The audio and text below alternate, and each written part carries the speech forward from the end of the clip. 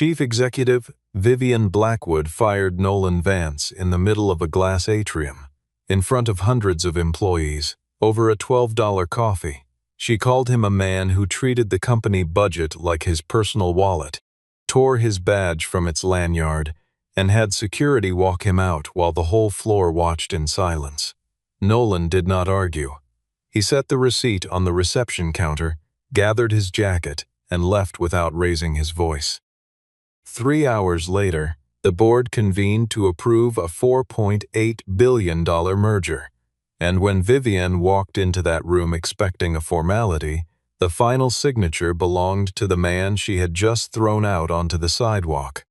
If you like stories where power flips in an instant and the wrong person ends up begging, hit subscribe right now and stay with Nolan as he walks straight into this fight. 12 hours before that humiliation in the atrium, Nolan Vance was supposed to be home, eating a late dinner with his 16-year-old daughter, Tessa, the only family he had left since his wife died years earlier after a long illness. Instead, his phone lit up at 9 in the evening with an alert from Atlas, the continuity engine he had built more than a decade ago, the system that kept hospitals, airports, and financial networks running without interruption. An unfamiliar data stream had opened somewhere deep in the server floor, and nobody else on the technical staff was awake to look at it. Nolan told Tessa he would be quick, and she told him not to forget to eat, the way she always did, without complaint, because she had grown up understanding that her father's job did not run on ordinary hours. When he arrived at the building, the only other person on the floor was Russell Dane, a security guard in his 60s, who had been standing his post for almost 11 straight hours because the vending machine on the ground level had broken and nobody had sent a replacement shift. Nolan crossed the street to a hotel counter, bought 2 coffees on his company card, handed one to Russell, and kept the other for himself while he worked through the night. The total came to $12, an amount so small it would normally vanish into 1,000 other transactions. But that receipt would later become the single most examined line item in the company's history. While the coffee cooled beside his keyboard, Nolan traced the unfamiliar data stream back to its source and found something far more serious than a routine glitch. A team connected to the pending acquisition was attempting to copy core pieces of the Atlas engine onto servers belonging to Ashcroft Dominion, the company preparing to buy Asteron Systems, days before any such transfer had been legally authorized.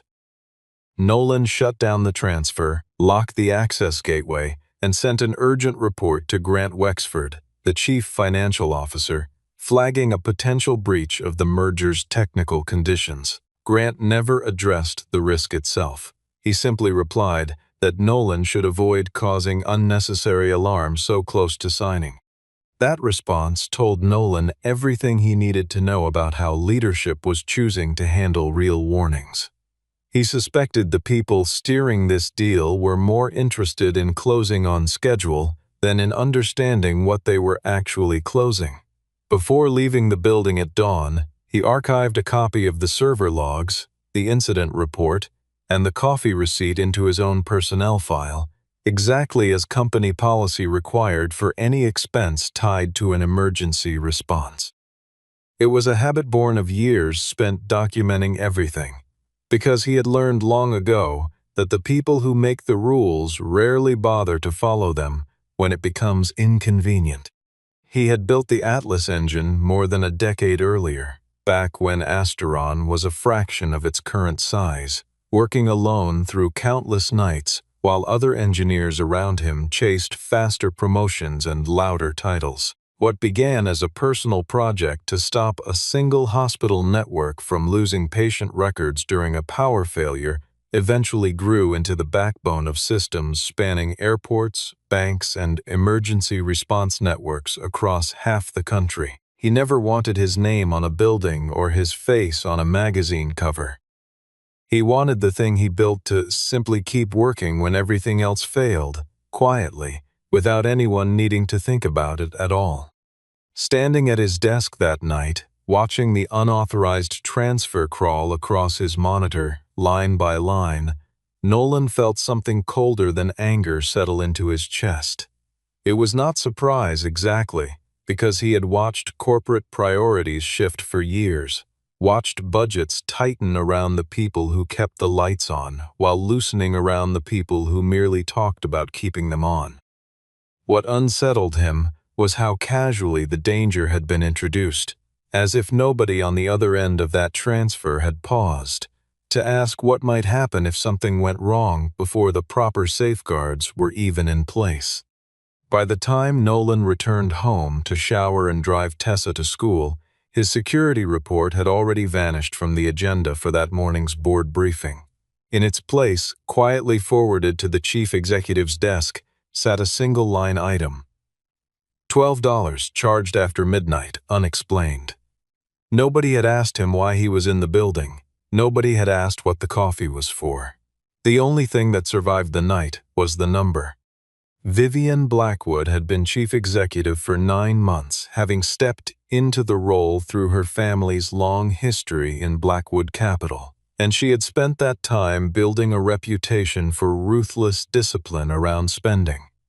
That morning, she called an all-hands meeting in the main atrium to launch what she was calling the Accountability Initiative, a public display designed partly to reassure Ashcroft Dominion that Asteron under her leadership could cut every ounce of waste before the ink dried on the merger. Grant handed her a printed expense summary before the meeting and made sure Nolan's coffee purchase sat at the very top of the list, ahead of far larger and far more questionable charges buried further down.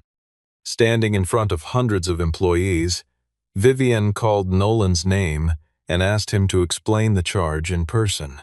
He climbed the small platform calmly and began to explain that the purchase had been made during an active security incident, that a guard on an 11-hour shift had gone without food, and that the incident report documenting the breach was available for anyone who wanted to read it.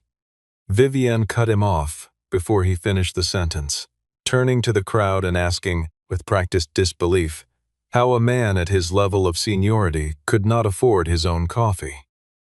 She held up the receipt like evidence in a trial that had already been decided before it started.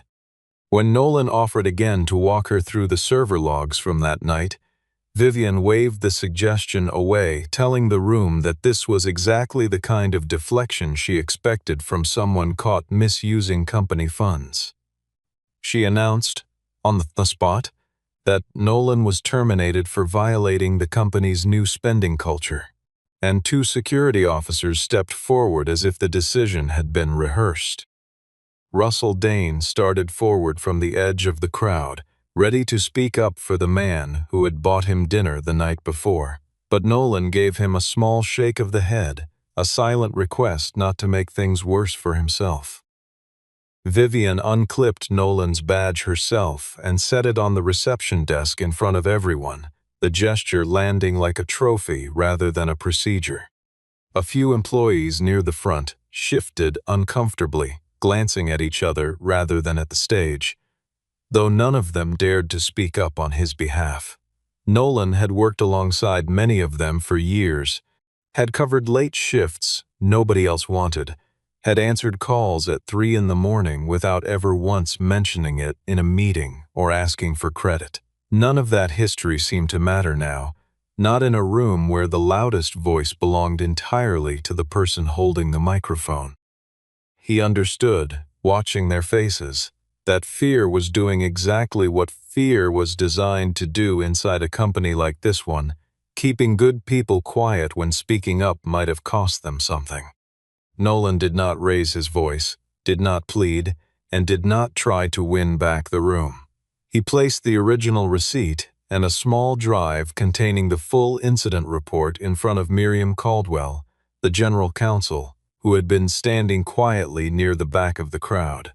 Before the guards reached him, he said one sentence loud enough for the front rows to hear, that a company unwilling to investigate where $12 went had business rushing a decision worth $4.8 billion. Vivian dismissed it as the empty threat of a man trying to save face on his way out the door, and the room stayed silent as Nolan was escorted past the elevators and out onto the street.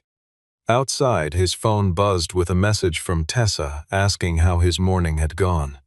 He typed back only that he would be home earlier than expected, choosing not to burden her yet with what had just happened. Behind him, inside the building, Miriam had already inserted the drive into her laptop, and the first line that appeared on her screen read, in stark red text, unauthorized Atlas transfer, change of control violation. She read it twice before picking up her phone to call the chairman. 3 hours later, Vivian walked into the 40th first-floor boardroom with the posture of someone who had already won. Preston Ashcroft, the chief executive of Ashcroft Dominion, joined by secure video along with his legal team, ready to finalize a deal that had consumed months of negotiation.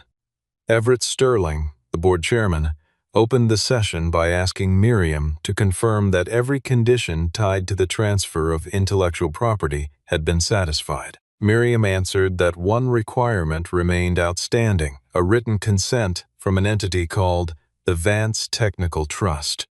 Vivian's irritation was immediate. She instructed the legal team to offer more money, or, failing that, to threaten litigation against whatever small firm was holding up the signature.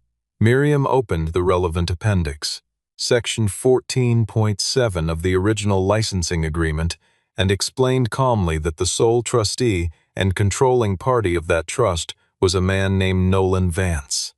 For a moment, nobody in the room spoke.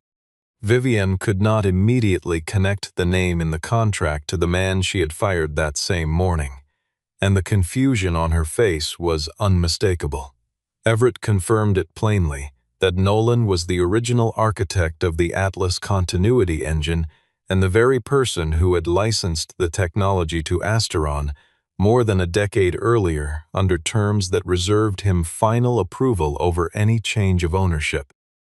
Preston Ashcroft's frustration surfaced immediately, since he had asked Asteron's team repeatedly during due diligence whether any restrictions existed on transferring Atlas, and had been assured there were none worth worrying about. Grant tried to minimize the clause, insisting it was largely ceremonial and unlikely to matter in practice. Miriam corrected him without hesitation, stating that without Nolan's signature, Ashcroft Dominion would have no legal right to operate Atlas after the acquisition closed. If Atlas were withdrawn from Asteron entirely, the company's projected revenue could fall by more than half, collapsing the very foundation the $4.8 billion valuation had been built upon. Vivian demanded that someone simply call Nolan back as an employee and resolve the matter internally. Everett reminded her, with a quiet edge in his voice, that Nolan was no longer an employee because she herself had fired him that morning. More importantly, the authority in question had nothing to do with his job title at Asteron at all. It belonged to him personally, as the owner of the technology itself, a right no termination letter could touch. The room understood, almost at once, the strange shape of what had just happened. The man dismissed over a $12 receipt was now the only person on Earth who could keep the deal alive or let it collapse entirely. Everett instructed the board secretary to place the call, and the room listened as it rang out on speaker, unanswered on the first attempt, the silence stretching long enough for everyone present to feel the weight of it. Miriam used the pause to walk the room through the history behind the clause nobody in leadership had bothered to read closely. Years earlier, a larger technology conglomerate had approached Nolan hoping to buy Atlas outright, with plans to gut the technical team once the acquisition closed. Nolan turned down the higher offer and instead licensed the system to Asteron on the condition that it always be operated responsibly by people who understood what was actually running through it.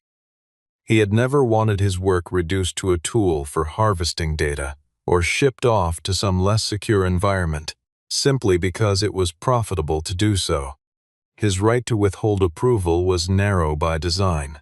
It applied only when ownership of the company itself changed hands, not to ordinary business decisions Astron made in the years since. Vivian had received a summary of the clause when she took the role 9 months earlier, but had handed the technical appendices to Grant without reading them herself, treating the detail as beneath her attention.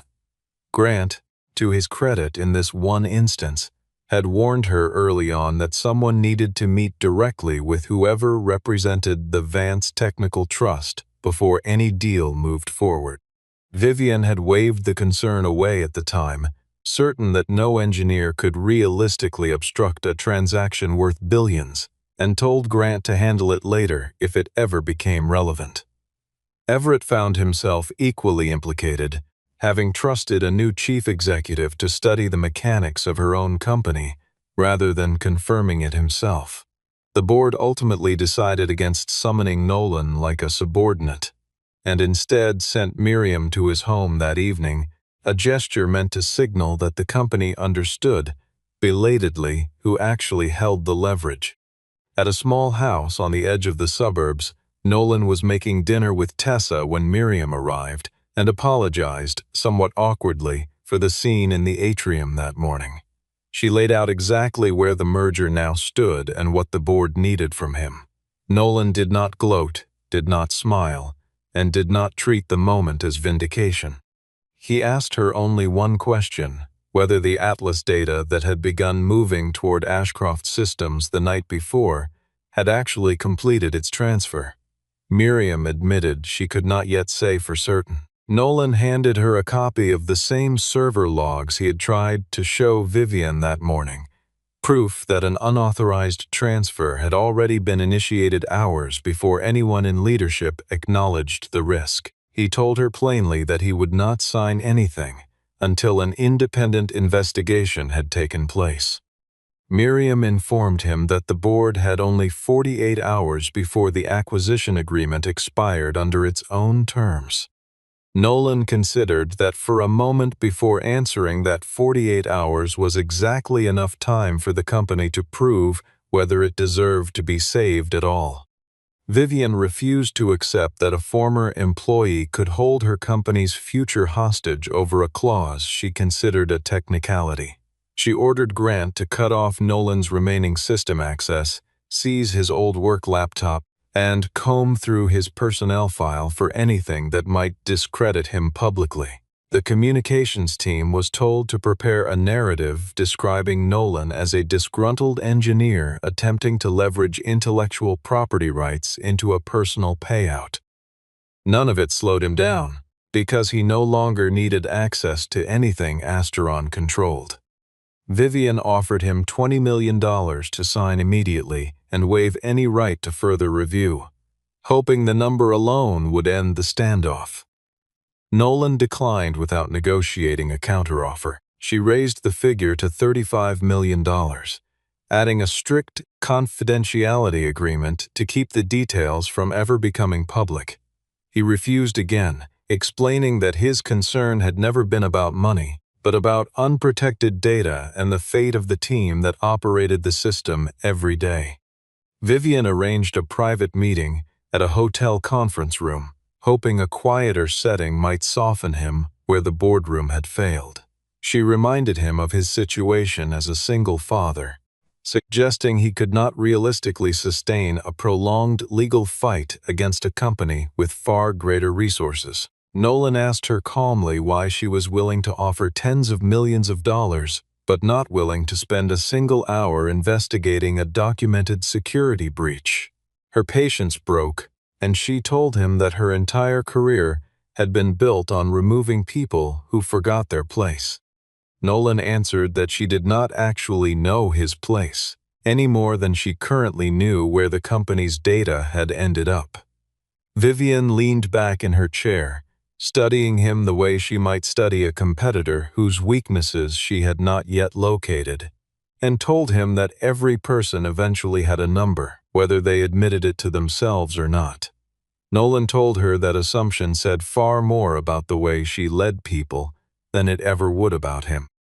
He had spent his career turning down larger paydays than the one she was offering, Not because the money meant nothing to him, but because some things, once sold, could never be bought back on the same terms. Vivian asked what exactly he thought he was protecting, given that Asteron would keep operating regardless of what happened to one engineer's feelings. Nolan reminded her that Atlas was not simply Asteron's product. It was the reason hospitals did not lose patient records during outages and the reason airports did not lose track of aircraft during storms. He was not protecting his own feelings. He was protecting the only thing standing between careless decisions in a boardroom and real consequences for people who would never know his name. Miriam entered shortly after, representing the board directly, which made it impossible for Vivian to turn the meeting into a private arrangement outside official channels. Nolan laid out 3 initial conditions before any further discussion could continue: full restoration of the deleted system logs, an independent audit of the entire merger preparation process, and the suspension of anyone with approval authority over the unauthorized data transfer. Vivian rejected all 3 outright, insisting they would push the deal past its deadline, and Nolan left the hotel without signing anything. That night, Russell Dane called Nolan directly and told him something he had been holding back out of fear for his job. He had personally seen Grant Wexford enter the server room with 2 technicians from Ashcroft Dominion the night before the incident, hours before Nolan had ever logged the unauthorized transfer himself. The next morning, Nolan worked alongside Miriam and an independent audit team to reconstruct exactly what had happened inside the server floor. Russell's account confirmed that Grant had used emergency access credentials to let Ashcroft's integration team into restricted systems well before any legal authorization existed. Under questioning, Grant admitted that Vivian had personally instructed him to begin migrating select data early, hoping to shorten the transition timeline once the deal closed. That single decision violated the Atlas licensing agreement, Asteron's own data security policy, and specific written assurances the board had given to regulators. As Nolan dug deeper into the transfer logs, he discovered the copied material had not been limited to source code, but included live configuration details belonging to several of Asteron's most sensitive clients. There was no confirmed evidence yet that any of that information had been misused, but the exposure alone represented a serious and preventable failure. Miriam located an earlier internal report Nolan had filed months before, one Grant had quietly marked as resolved without ever opening a formal investigation. Buried in a separate section of the merger documents was a compensation clause guaranteeing Vivian more than $70 million in bonuses and stock options if the deal closed before its original deadline. Alongside, it sat an unpublicized restructuring plan calling for roughly 2,300 layoffs within the first year, directly contradicting public statements that the merger would protect jobs across the company. Nolan realized, reading through page after page, that Vivian N's contempt had never been limited to him personally. She had reduced every employee in the building to a line on a spreadsheet, something to be optimized away in exchange for her own personal reward. Everett admitted, somewhat shaken, that the board had never been shown the full scope of the planned layoffs before voting to move forward. Preston Ashcroft claimed he had expected some restructuring as a normal part of any acquisition, but insisted he had never seen the specific numbers Vivian had kept from her own board. The audit team spent hours cross-referencing the exposed configuration files against the list of clients relying on Atlas for uninterrupted service, and the names on that list made the stakes impossible to dismiss as abstract corporate risk. 2 regional hospital networks depended on the system to keep surgical scheduling and patient monitoring synchronized across dozens of locations. A mid-size airport authority used it to coordinate ground traffic during severe weather delays when a single dropped connection could cascade into hours of chaos. A cluster of regional banks relied on it to process overnight settlements, moving sums far larger than the $4.8 billion currently under negotiation. None of those institutions had been told that pieces of their configuration data had briefly existed on servers outside Asteron's certified security perimeter. Miriam pointed out that even a temporary exposure carried legal consequences under the data protection agreements Asteron had signed with each of those clients, agreements that required immediate disclosure of any unauthorized access. Concealing the breach, even briefly, had transformed a technical mistake into something closer to a pattern of deliberate misrepresentation. Nolan found himself less interested in assigning blame to any single person and more concerned with making sure the exposure was fully contained before it became a genuine crisis rather than an averted one. He spent that entire evening working alongside the audit team, verifying line by line that no external party had actually accessed the exposed configuration data before the transfer had been shut down. Nolan remained skeptical of Preston's claim of ignorance, but chose to focus on the documents he could actually prove rather than arguing over intentions he could not. Vivian fought back by accusing Nolan of exploiting a minor procedural clause to seize control he had no right to hold.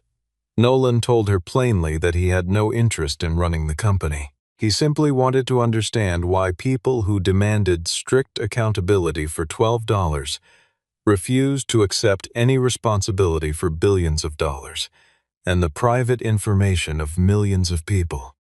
Late that night, the audit team recovered a deleted email Vivian had sent to Grant weeks earlier, instructing him to move the data ahead of schedule and adding that once the agreement was signed, no one would have the standing left to stop them. As word of the stalled merger spread, Asteron's stock price began sliding on rumors that the deal was in jeopardy. The board split into 3 uneasy factions overnight. One group wanted Vivian removed immediately. Another wanted to simply pay Nolan whatever price it took to obtain his signature.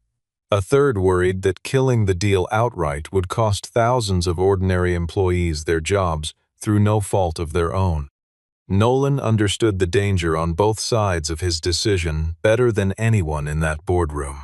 A full and permanent veto could plunge Asteron into genuine financial crisis, hurting the very workers he was trying to protect.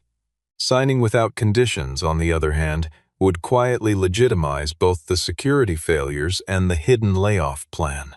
He needed a path that held people accountable without turning his stand into an act of personal revenge. Tessa found him at the kitchen table well past midnight, still working through documents by lamplight. She did not tell him to seek revenge, and she did not tell him to walk away either. She only reminded him of something he had told her years earlier, that power shows its truest shape in how a person uses it once nobody is left who can force them to use it any particular way. She sat across from him for a while, not saying much, simply keeping him company the way she had learned to do on the hardest nights since her mother passed away. Eventually, she asked whether he was angry at the woman who had humiliated him in front of everyone he worked with. Nolan thought about the question longer than she probably expected before answering that anger would fade regardless of what he decided, but the decision itself would stay with him far longer than any feeling ever could. He told her that the easiest thing in the world would be to let this become a story about getting even, and the hardest thing would be to make sure it became a story about fixing something instead. Tessa nodded slowly, the way she did when she understood something, even if she was still turning it over in her mind, and went to bed not long after, leaving her father alone again with the documents and the quiet hum of the refrigerator down the hall. That conversation settled something in him. He decided he would not let the deal collapse, but he would not let it survive in the form Vivian had built either. He drafted a list of 7 conditions required for his approval: an independent investigation into the unauthorized transfer, the removal of Vivian and Grant from any further role in the approval process, a guarantee that the Atlas technical team would remain intact for at least 18 months, a strict prohibition on moving customer data outside certified systems, a new independent security committee with direct reporting authority to the board, full public disclosure of the layoff plan, and cancellation of any bonus tied to concealing material information. Preston Ashcroft objected to several of the terms, arguing they weakened the control his company expected to have after closing. Nolan reminded him that Ashcroft Dominion was buying a system that ran on the trust of hospitals, airports, and financial institutions, not merely a collection of code. Everett granted Nolan the right to present his conditions directly at the final board session rather than negotiating them piecemeal through intermediaries.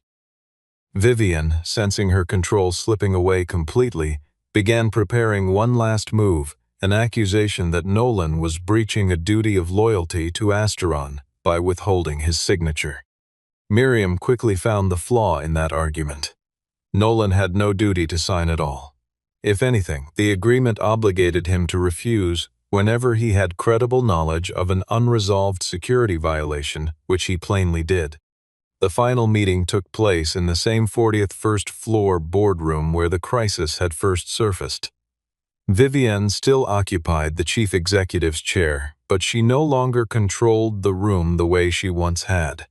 Nolan arrived in a simple, unremarkable suit, carrying the same worn leather case he always used, with the $12 receipt tucked inside a folder.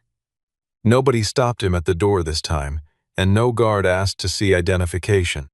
Everett invited him to sit near the head of the table, beside the chairman's own seat, a placement that spoke louder than any introduction could have.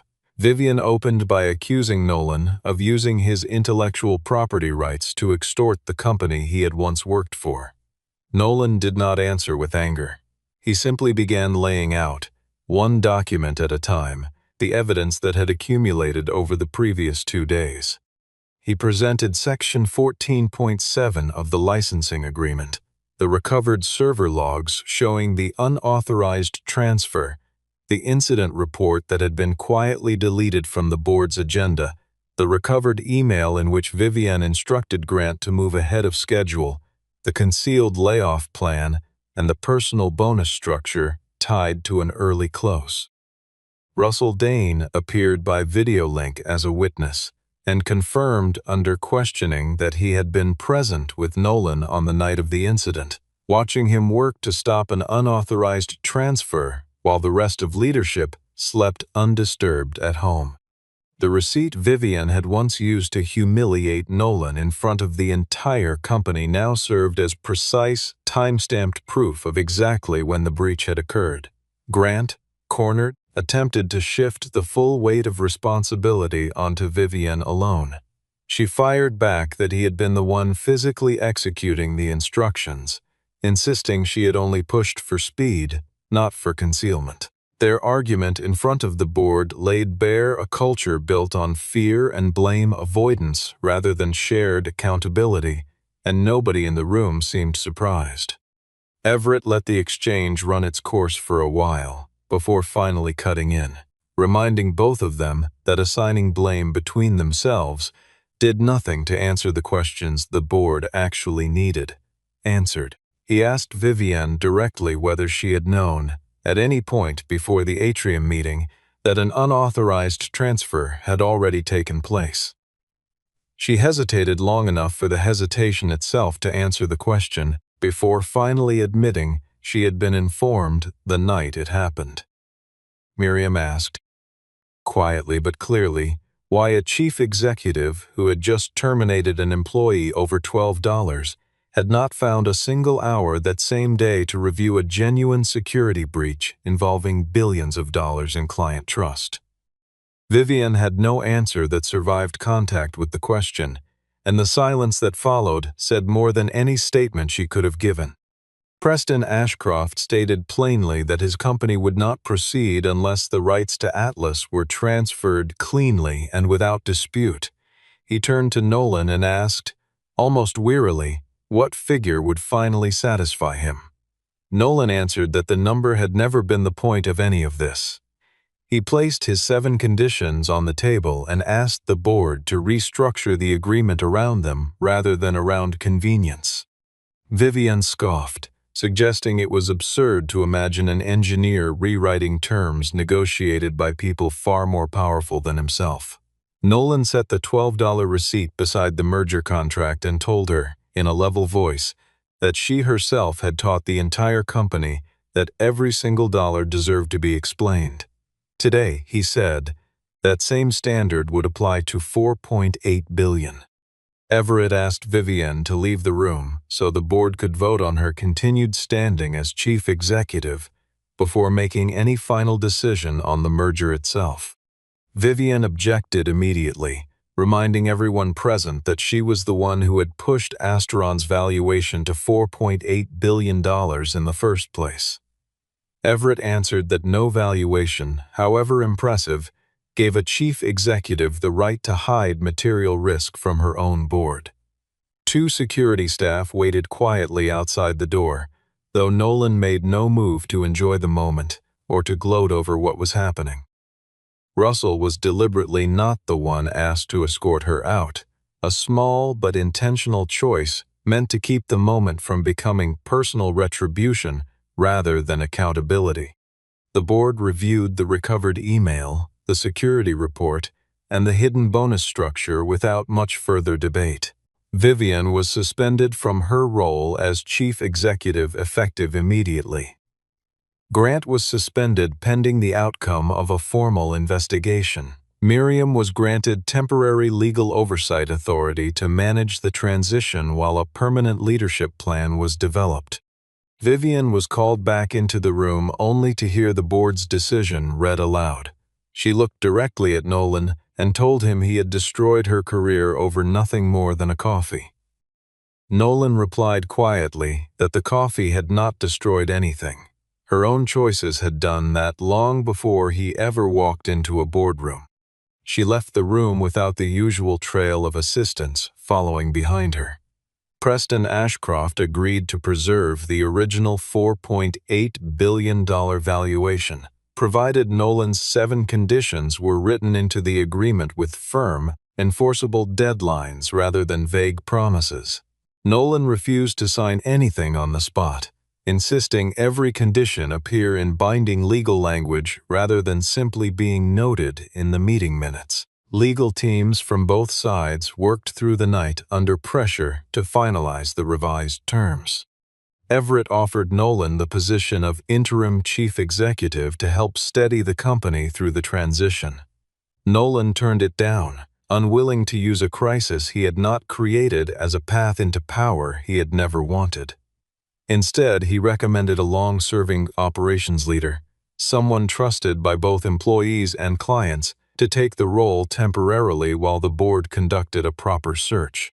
The revised agreement was placed in front of Nolan at 11:47 at night, with only 13 minutes remaining before the original deal expired under its own terms. Nolan read through every clause in silence before responding to any of it. The revised version preserved the full $4.8 billion valuation while completely restructuring how the company would be governed going forward. Vivian's bonus package was frozen for the duration of the investigation into her conduct.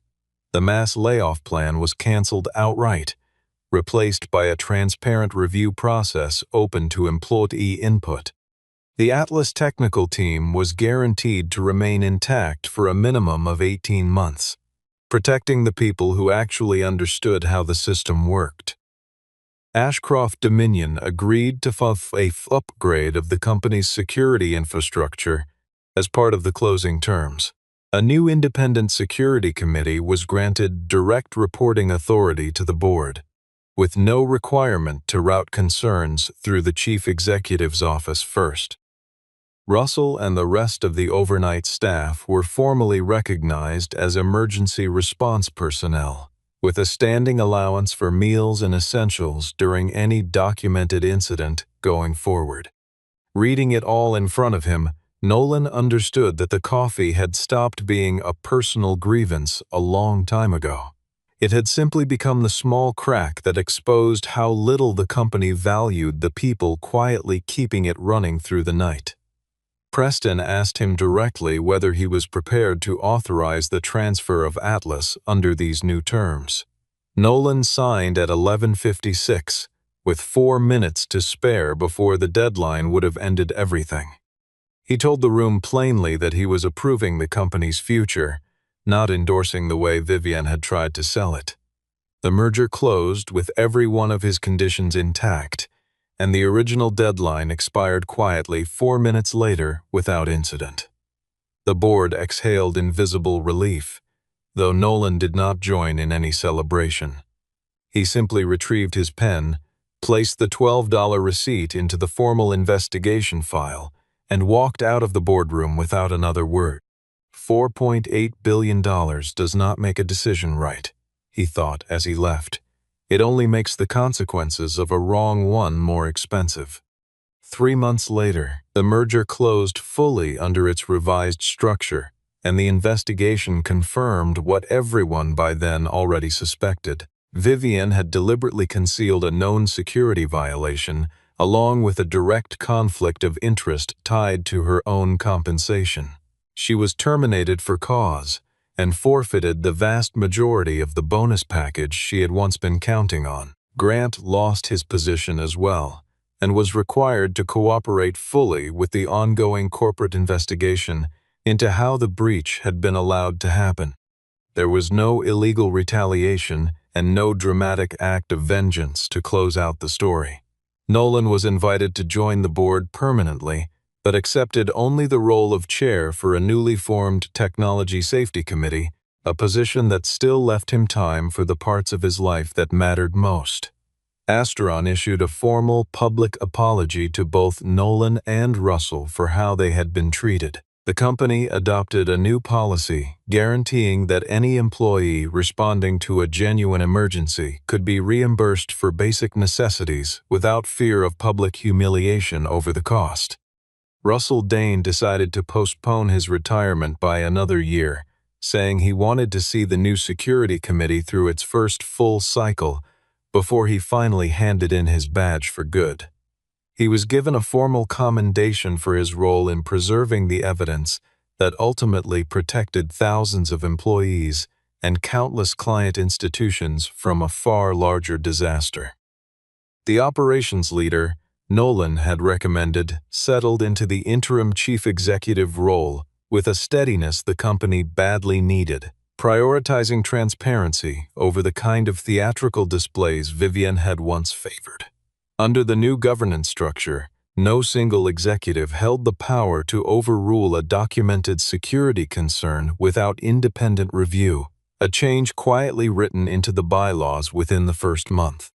Preston Ashcroft, for his part, later admitted privately to Everett that the delay had ultimately made Ashcroft Dominion a better partner than the original deal ever would have. He had learned, somewhat uncomfortably, that a company willing to rush past a legitimate warning would eventually do the same thing to him once the papers were signed.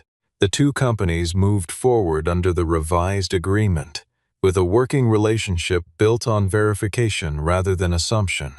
A small but meaningful difference that neither side had expected to matter so much. In the final scene, Nolan sat with Tessa at a small neighborhood restaurant they had visited together for years.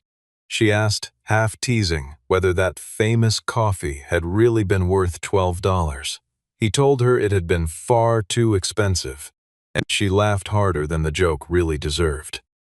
When the check arrived, he paid it himself, using the same worn wallet he had carried for years, without a second thought.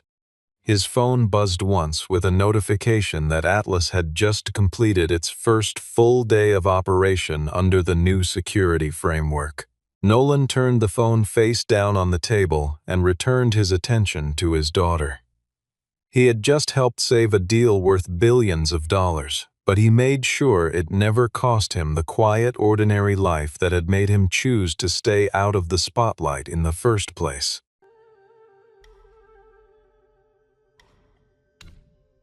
Interesting.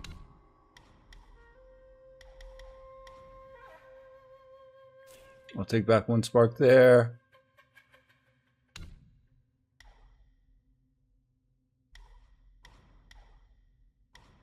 Performing heavy tech.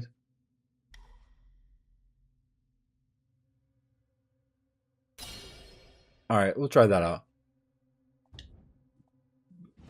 How do you switch stances?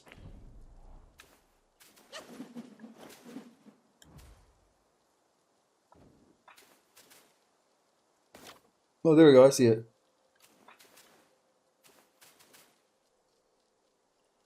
Do you pay attention to the tutorial? Sometimes. Which tutorial? D-pad, I got it. I'm just thinking out loud. I got it. It's been a while. It's definitely been a while. What's up, Whimsy Wiggle? Well, this is cool, bro. Cat like chilling at 30. I'm happy with that. All real. It's all real people. I'm happy with that. There's no excuse. Yeah, I don't think I made any excuses. But if I do die, it's because my controller's broken. You know what I'm saying?